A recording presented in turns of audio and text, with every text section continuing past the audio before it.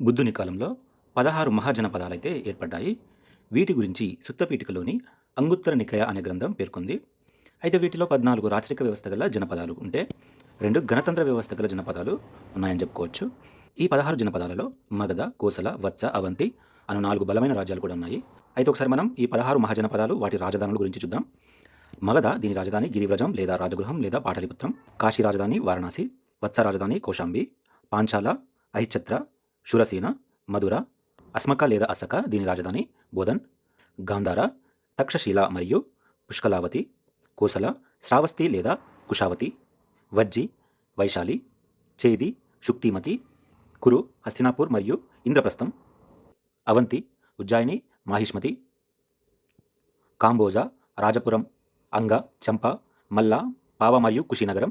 మత్స్య, విరాట నగరం. ఇలాంటి మరిన్ని వీడియోల కోసం ఈ వీడియోని లైక్ చేసి ఫ్రెండ్స్కి షేర్ చేయండి.